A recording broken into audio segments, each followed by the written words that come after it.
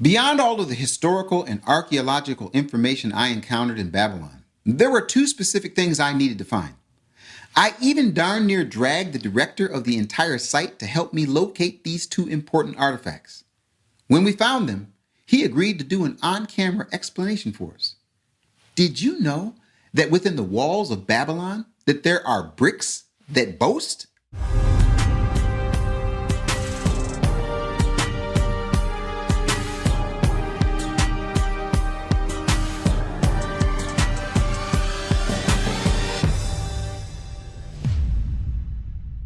Before we take a look and listen at these boasting bricks in Babylon, I want to show you some of the ancient grounds that I was walking on.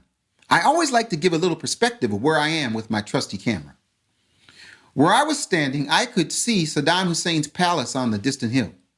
One really fascinating feature in Babylon is a labyrinth made with baked bricks that was built to slow down enemies approaching the palace grounds. Soldiers would get lost amongst the brick maze trying to find their way to the fight. I just couldn't help myself but to venture in to see what it would be like. The walls were tall enough that I could not see over them to get perspective on where I was heading. I felt like I was losing my sense of direction after only a few turns. What I noticed as I was meandering in the brick maze was that there was a mixture of really old bricks along with what looked like newer bricks built into the walls. These were the original bricks of Nebuchadnezzar mixed in with Saddam Hussein's Babylon restoration bricks. After just a short distance inside the maze, I realized I was losing my sense of direction, so I shut off the camera and finally found my way out of there. When I finally made it out of the maze, I entered the courtyard of one of the palaces with huge brick walls. I have to admit, this was an impressive building project. I was absolutely amazed to stand in front of a wall that had bricks from the time of Nebuchadnezzar at the lower half and bricks from the time of Saddam Hussein on the upper half.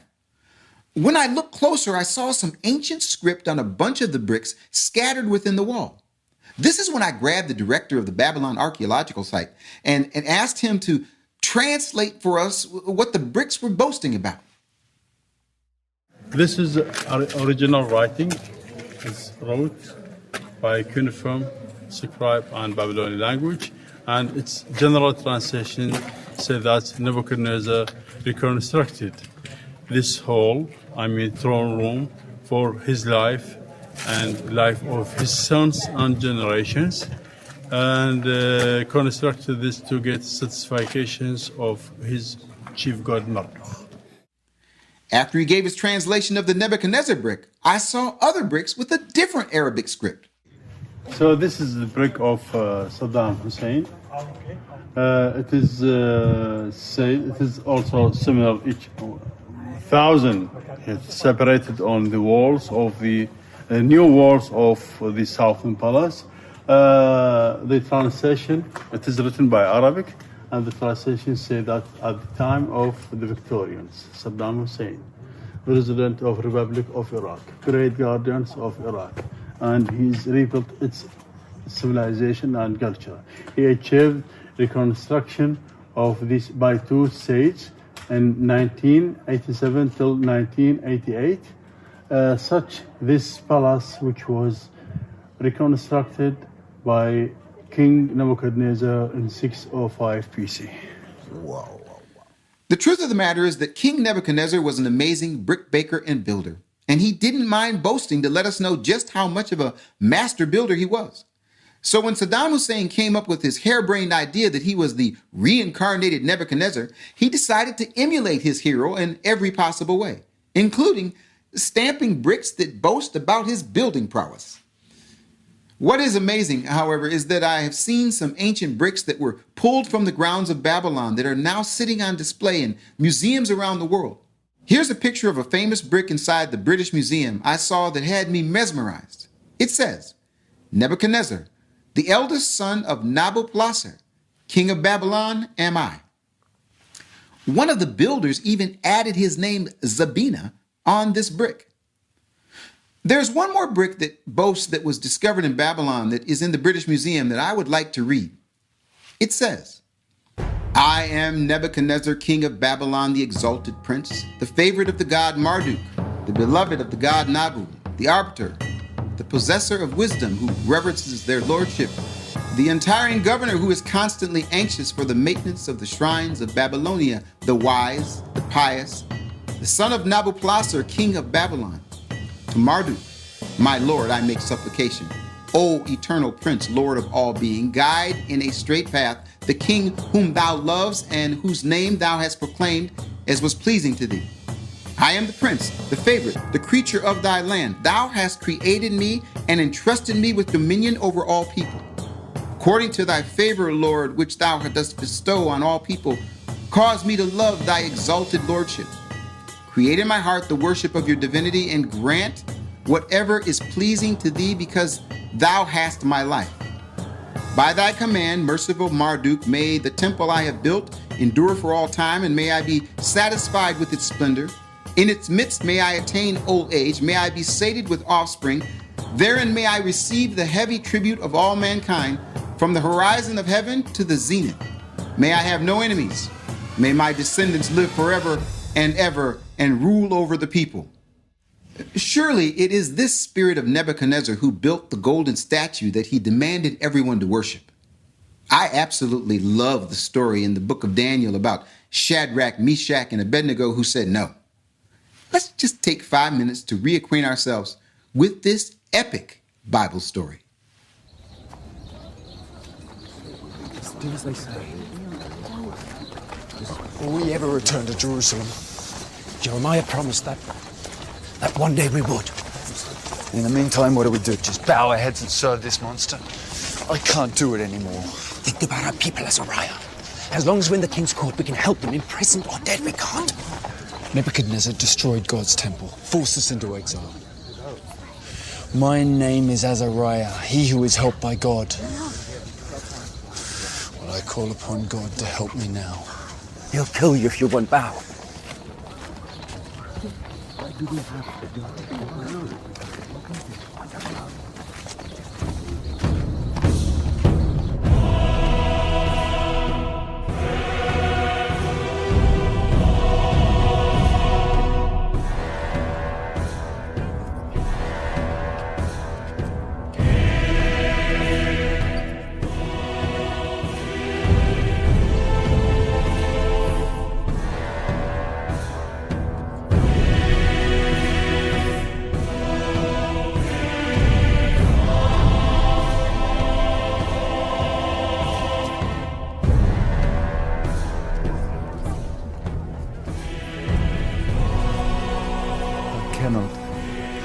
I will not worship that.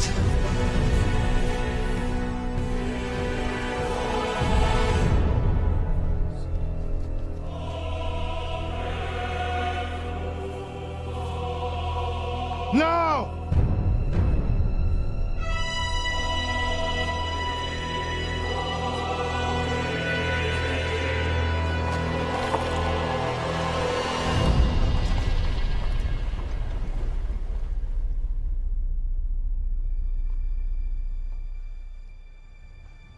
With all our hearts we follow you. Bow your heads! And seek your presence. With all my heart I follow you. I fear you. I seek your presence. Bring them!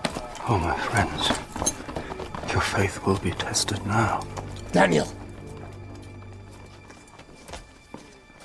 What's wrong with them? Why will your friends not bow to me? I assure you, sire, they will serve you faithfully, all their lives, as I will, but...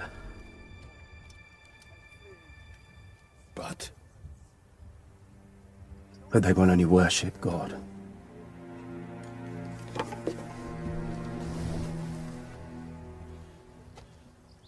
I will make them bow. With all our heart we follow you, we fear you, we seek your presence. With all our heart we follow you, we seek your presence.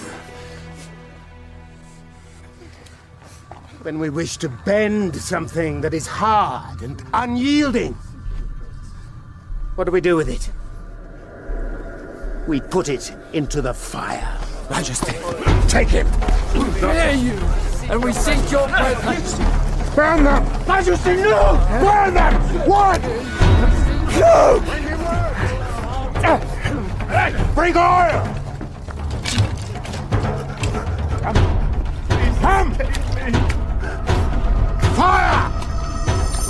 Bring me fire! Hear my cry. The cords of death entangle me. The anguish of the grave consumes me. Do not ignore my tears. I am overcome by sorrow. I call upon the name of the Lord. Lord, save me!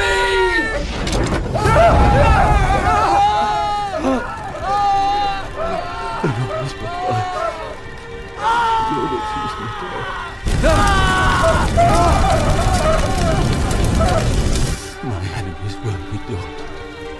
They will turn back in shame. Why do they not burn?